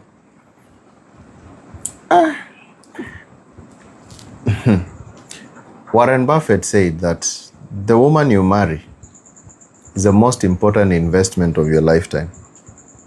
The woman you marry. You marry wrong, you're in for it. So if you want to be successful, Either stay single as a man or marry a woman of virtue. My teaching last night, it was about virtuous women. Just go on my YouTube and check it out. You understand who is a virtuous woman. She helps a man to grow. But if you're getting married to someone who totally has no future, she will either drag you to her futureless future or you'll drag her to something else. But dragging her to the future is also equally very difficult, because you can get someone out of the village, but you cannot get the village out of the person. That's the thing. You cannot get the village out of the person. So, Keith, talk about emotional intelligence. Emotional intelligence, what it is. Emotional intelligence is the ability to be able to control your emotions in times of distress. When there's distress, most people don't know how to control their emotions. They just know how to shout and shout and shout and make noise. And that's where the problem comes in. If you don't know how to control your emotions, you'll always make the worst decisions, even in business. Even in business, leave alone relationships. Most people make choices which they regret all the time because they did not have emotional intelligence. You just rant and you close your business or you do something just because the taxman was here asking you for some money which probably you did not pay and it was not part of whatever. But in real sense, you should have done whatever you can be able to do and just focus, because life requires you to be intelligent, especially controlling your emotions. And if you cannot control your emotions, you cannot control your world. So emotional intelligence is control of your emotions. Okay. So, Keith, is it okay to stay in a sexless marriage? It has been 10 years now, yet we are staying together. Now, you being in that kind of relationship, there's a problem. Because staying in a relationship whereby zero intimacy, I told you, marriage is, you marry the mind, emotion, and the physical bodies, right? If there is a medical problem, that's okay. And something that both of you have discussed. But if there is no medical issues, there is no what? Hey, there is trouble. There is trouble in that. And let me also say something here which is quite funny. I know it may seem, okay, how would you say this? But let me put it like this. Many ladies today in today's modern society, the reason why their relationships are not working is because they're using, you see those sex toys? Man, you cannot compete with electricity. It's impossible. So you expect your man to compete with an electricity. It's impossible. See those gadgets, they have extreme satisfaction that a man in his normal senses cannot achieve, even if he does what. So when you come and sleep with your man and you cannot achieve the level of that machine, what happens is this man feels he's not a man enough. And when he feels he's not a man enough, he starts avoiding you, because he's feeling that anytime he's with you, he does not satisfy you, he does not do anything, and you keep on complaining. So he would rather not do it. And what does he do? He starts to look for help elsewhere. And that is the reason why even most relationships today, cheating is also there. If you're using those machines and you have, your man there, and you keep on complaining, oh, you cannot satisfy me, you're comparing him with the AI. My dear, there's no way that relationship is going to work. You can never beat technology. You can never beat machines. It's like trying to say that you will run faster than a car. Nah. It's impossible. So ladies have to understand this. And it's happening. The whole world nowadays, Those toys are selling like hotcake. In billions of them being produced. So if you're using that and you keep on complaining, you'll complain till Jesus comes back. I think they have answered one of the major problems, because most of the ladies who are also in relationships, and they are saying that, for me, I don't need a man. Especially when you hear, I don't need a man, I am okay with myself. There is a machine involved. There's always a machine involved. I don't need anyone, me, I'm good. You think we are fools? We are aware. We are aware. Just go to their, you see that closet inside there? Dig deep. You'll find some things, you'll ask, hey, what are these? What are these instruments? Tools of trade. Then you keep complaining that, oh man, especially when you see this, I'm cool, I don't need anyone, me, I'm fine. Every woman needs a man. And the problem is, those toys don't buy drinks. They can't talk to you. No wonder by the time you're tired of them, that's the time that you wake up and say, I now need a human. I'm tired of AI. Now I need a human. Continue getting those things. And now they are coming in all faces. Yeah. Someone is saying there was one I saw. I thought it was a pistol.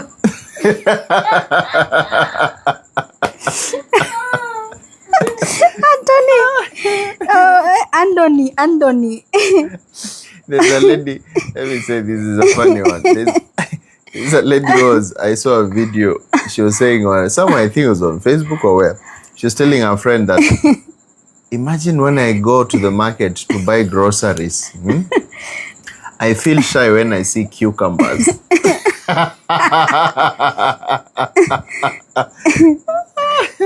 And the other one was asking, why should you feel shy? Imagine I buy it like this, as if everybody is watching me. You see, the guilty are always afraid. Because you're guilty. Yeah. Guilty as day. Guilty as day. Come on. Okay. Now, how can you know that a man loves you without giving? Giving is not money alone. I said men give energy, time, money, and money is just provision. A man can give you ideas. He can give you ideas. He can give you his time. He can give you his attention. He can give you different kind of help. You know, he can be there for you when you're sick. He can be there for you when you need this and that. And all that is giving. All that is giving. Giving is not always money. Money actually is the last of the last, is the downest one in the equation. Yes. So I'm dating a 43-year-old man and I'm 27-year-old. How do I make him happy in a relationship? It's almost impossible to make him happy. The only thing is just sleep with him 1,000 times. Those are the only thing that he wants. Why do you think a man 47 years old will really be wondering about you? He has nothing in common with you. You're in two different generations. Oh, Lord.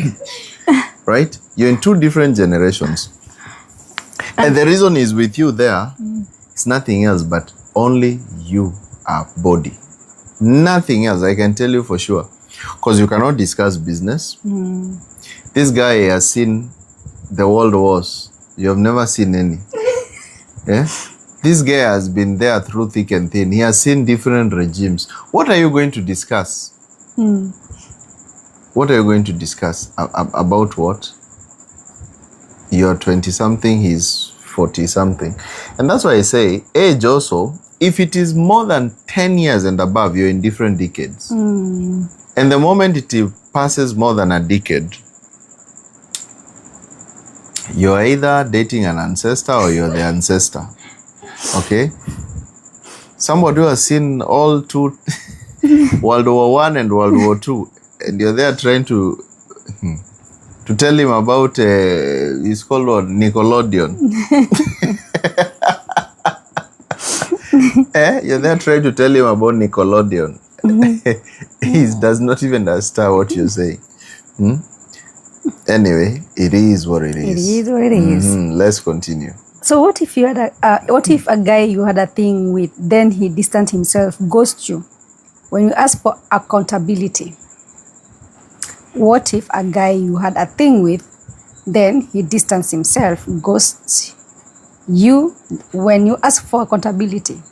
Most of the things that ladies call accountability is control. You think actually you need accountability, but you need control. What is there to be accountable for? Telling a man, you should tell me where you are, what you are doing.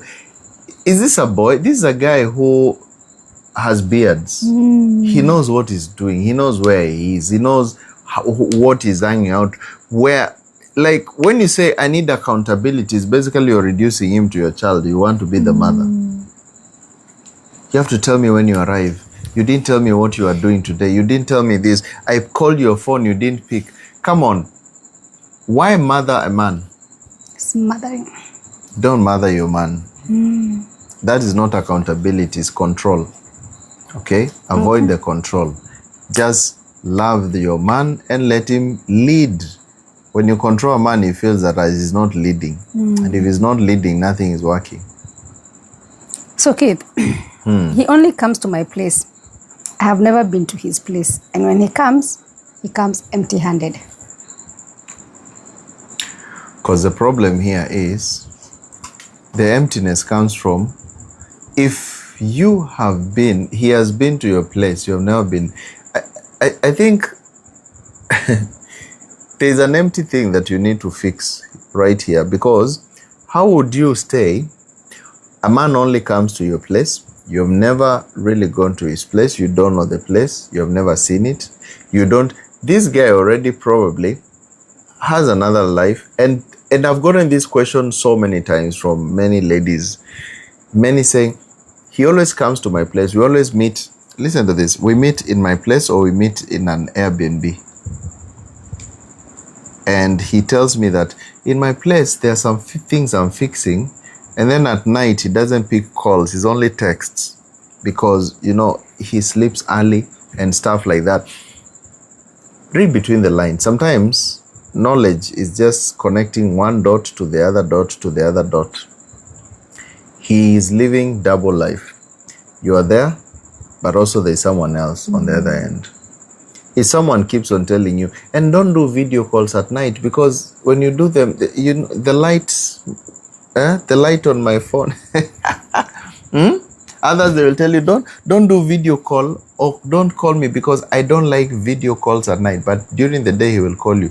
Come on, let's always normalize using common sense as well. So if the first thing is, if he has come to your place, get to also know the other side.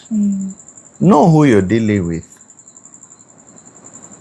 If he knows everything about you in terms of family members and all that, get to know their family members. If it's not a win-win situation, call it an X. Because just a matter of time, you discover you are dating yourself. It was one-sided thing. It was just passing by. Okay? That is very, very important. Okay, I think this is, you've already answered this. He doesn't give me money, nor offer anything. Does he love me? I think you've already answered that. That's a lot. How do you get back money that you lend your ex to buy a house when you guys were dating? Damn. How do you get your money back that you lend your ex to buy a house when you guys were dating? Is that a man or a woman? This is a lady. It's a lady. She wants you lend him some money to buy a house. All right, let me explain this. Whatever you did during the moments of love, I think it was more so of love. Let's assume a man buys you a dress when you are dating. You go back and ask for the dress. A man just says it was a bad business, which did not work out. You bought her a phone. Do you go and pick the phone? You bought her food. Do you go and tell her, please puke?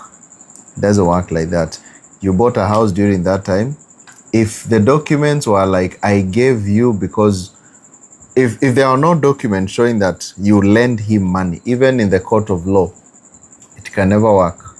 So just swallow the bitter pill and accept it. But if you gave on the basis of, there are two ways. If you gave on the basis of a loan, I loaned you, yes, we were in a relationship, but I loaned you and we have some documentation to show that you can go and get the money back. If also he took advantage or he manipulated you into buying something in false pretense that you will be together, that also can be taking someone's money by false pretense. That one you can get it back. And only if there's evidence, like maybe text messages or something, that somebody told you that, help us, let's buy this house together and then we will get married. And then there's a show which shows that he manipulated you into this, then you can use that as evidence. But if there's no evidence, it was just, I gave this person money, then there's nothing almost you can do. Wow. Yes. So Keith, what my partner shows me right now is more worse than my ex. Should I go back to my ex or should I start? What your partner shows you is worse than the ex. Should you go back to the ex? So to some point you have hopes with the ex. So it means you know the ex still loves you. Then why did you leave? Sometimes I tell people, before you leave, check first. Check first before you leave. The grass is not always green on the other side. The grass cannot always be green on the other side. It is green where it is watered, right? So, can you go back to the ex? Well, if the ex gets you back, they might be with you, but it will be more of revenge. You left me, went away, now things have gotten sour, and you're here now, you want to be with me. Yes, the ex will be with you for a little time, but I'm very, very sure there'll be a lot of revenge. And the revenge will be, I want to show you that I was important. For me, I may not really advise you going back to your ex, because your ex might not love you the way they loved you earlier, because there's a problem. What you do is detach yourself from this relationship, detach yourself from the ex, take time to heal first. Because if you don't heal, the next one will also be worse, because you will be carrying the same feeling to the next relationship. You will carry it, you carry it, you carry it, and it will always appear. Different bodies, same spirit. So go and heal first and detach from both of them. That will be the easiest advice. So he got me pregnant and abandoned me with the baby. When he comes back, what should I do? He got you pregnant And abandoned him. abandoned her with the baby. Yeah. So when he comes back, what should I do? I would say, consider one thing. What do you have to lose and what do you have to gain? For you as a lady, there's a lot that you have to gain if he comes back, especially the father of your child. There's some type of affection that your child can never get from any other man. Can only get from the father. There's something about men and their children. They love them unconditionally. And that kind of love cannot be passed to any other man. So check what you might gain or what you might lose.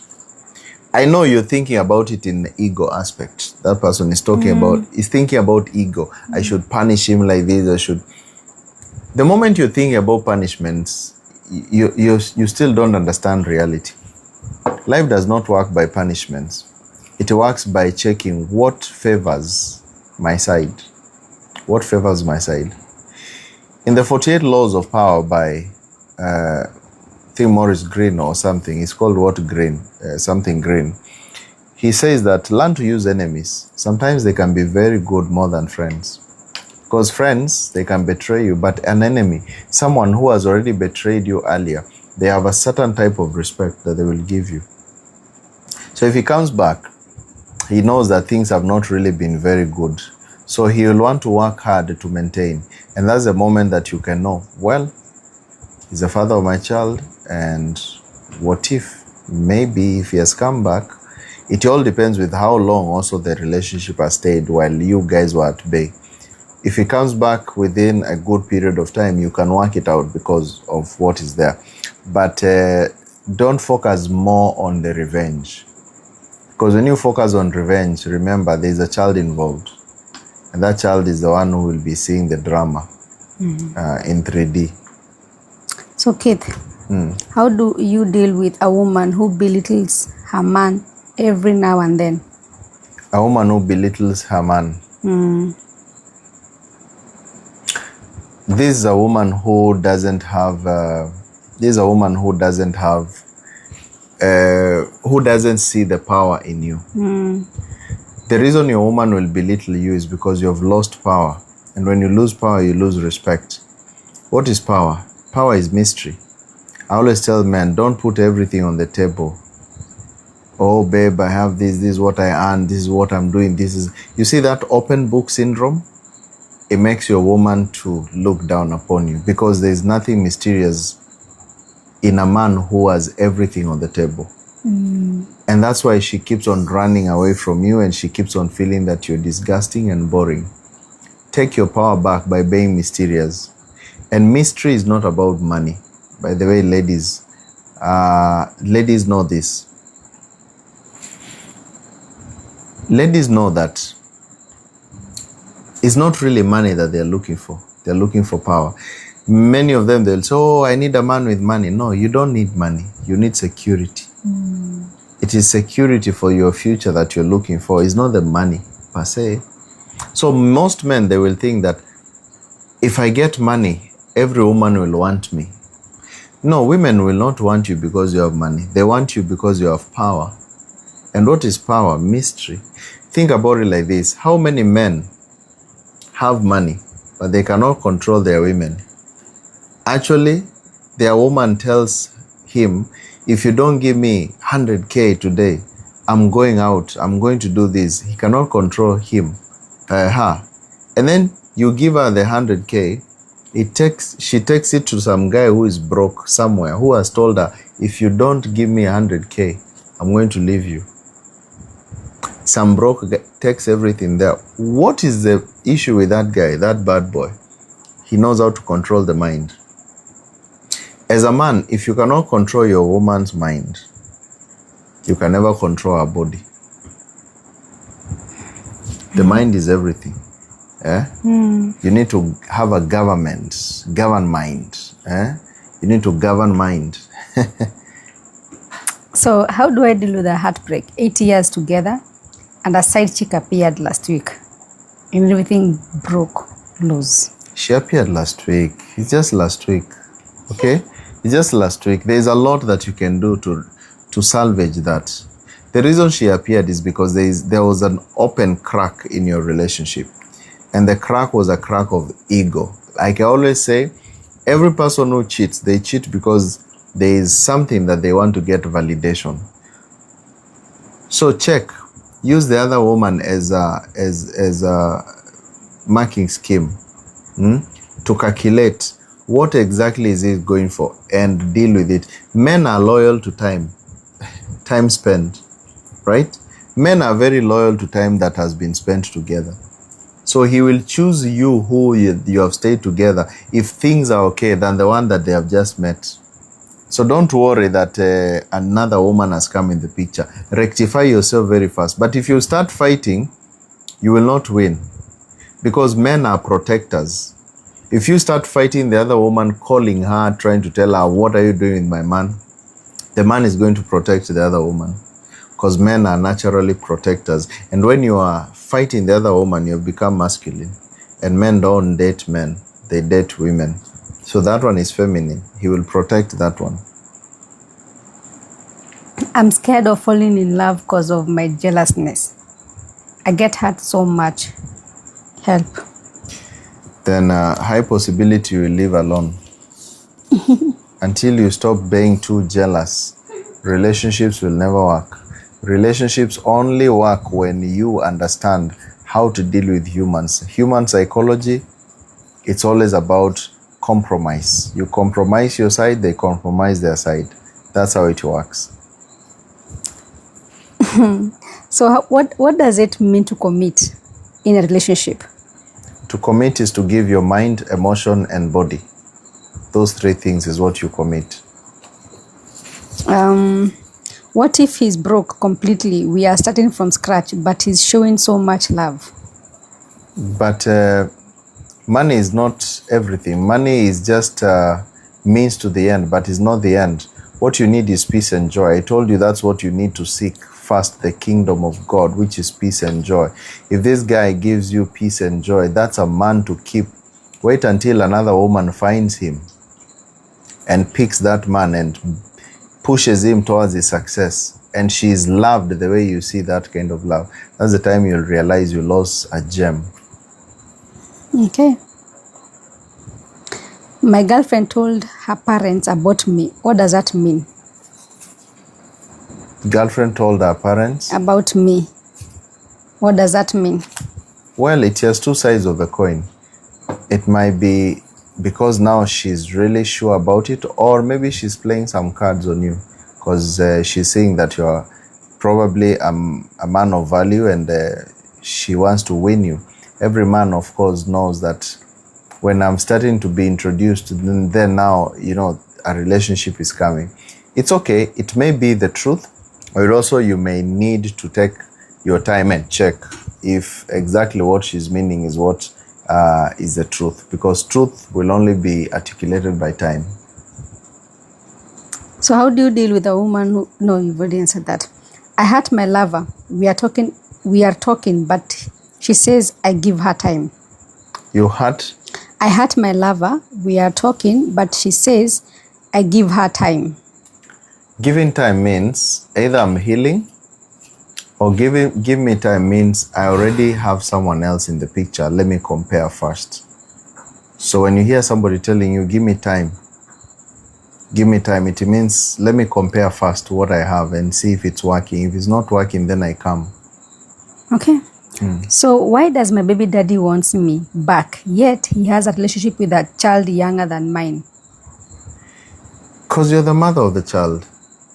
And there is a special connection between two people who have a child together. That bond is unbreakable. That's the reason. My wife is posting status which heartbreak me a lot. When I ask her, she tells me I shouldn't take it personal. The reason she's doing this is because she doesn't respect you. And the reason she doesn't respect you is because you're feminine. The moment a man becomes feminine, he loses respect. How do you become feminine? When she is able to control your mind. A man whose mind is controlled by the woman is feminine. So you don't think about Samson. Why did he have his hair cut? Because the woman, Delilah, controlled his mind. And how does a woman control the mind? Through emotions. That's why a man should be sober all the time. The Bible says, be sober, be vigilant. For the devil is walking around seeing whom they will devour. So being vigilant is very important. Because there's always ego. When you talk about the devil, it means the ego. The ego is looking, checking, walking around, seeing whom he will devour. The ego comes to devour. All right? And that ego is carried in people. So make sure that you get to understand that you are not controlled in your mind, especially a man. Why? Because you are the leader of the family. Why is my ex saying I should be the one to initiate the divorce process? Why not him? Ex saying? I should be the one to initiate the divorce process. Why not him? So that's a lady, right? Yeah. Because I think that's a sign of, I don't want to let you go, but I still have the ego of telling you, just go and do it if you want. I feel that's more so of somebody telling you, I don't want to be the one guilty of having let go of what we have. So if you're wise enough, this is someone who still loves you anyway.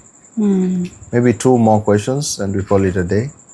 How long does it take during stage 3 when we have disappeared? I don't know what that means.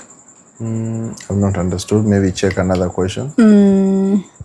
Keith, this man runs away because of responsibilities of his kids and dumped the kids 1 year. It's been 1 year now. But I told you, nobody is responsible for anyone.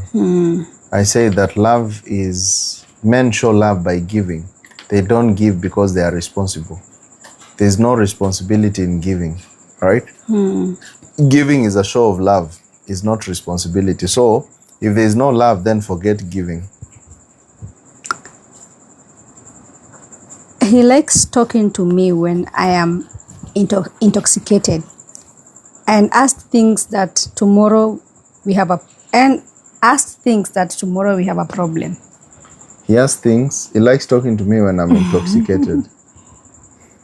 And that's things that tomorrow we have a problem. Yeah. It talks to you when you're intoxicated, because at that time, at least maybe you're in a better mood, because when you're sober, it seems that you have a lot of trouble. So the only time that you can be happy, the Bible says, give wine to those who are in distress and those who are perishing. So when you're in distress, probably the wine or the liquor helps you to get in a better mood. Now he can talk to you. So the last question, advice. Can someone date a man who's still in a divorce process? Is this relationship healthy? Please run. Please run. Don't date someone in a divorce process. They have not healed. It's like you going to a hospital to date a patient. You're going to date a patient. How now? They have not healed. Give them time to heal first. Okay? Hope this has been a blessing. You guys have been able to learn, and thank you for having been here for all those questions. We will always be here for many, many, many others. Tomorrow, I don't think I will be having a live. I'll not be having live. I'm having some guests and some other things that I'm dealing with. So I'll see you on Monday. I'll see you on Tuesday next week, okay? So tomorrow, I'll not be live for the Thursday teaching masterclass. I'll be handling some guests who have come around. So I will be able to be busy. I'll be busy this weekend. So thank you so much for always understanding. And next week on Tuesday, I will see you again and again and again, okay? But I'll put a post to just remind that tomorrow I'll not be available for the masterclass. And I can't wait to see you on Tuesday on the live for relationships. I hope this has been a blessing and you guys have been able to learn and unlearn and relearn. My name is Keith Mwoki. I'm talking to you from Mombasa, Kenya, in a place called Mtwapa at the Marina Creek at Kujua Point. Kujua Point is exactly where we are. And this is Carol. Carol, say something. Caroline Mwara. Yes. Yeah. Thank you so much, Carol, for always being around. Thank you, Keith. And the whole team, fraternity of Kujua Point, I really appreciate all of you. And I thank you so, so much. Yes. Oh, yeah. If you want to book a session with me, you can go to the link on my bio. There's a link right there on my TikTok profile. And you can be able to book instantly. All right. Make your own booking and you can speak to me can speak together for about an hour or 30 minutes if you're going through any situation on relationship or business or whatever. I'm always there.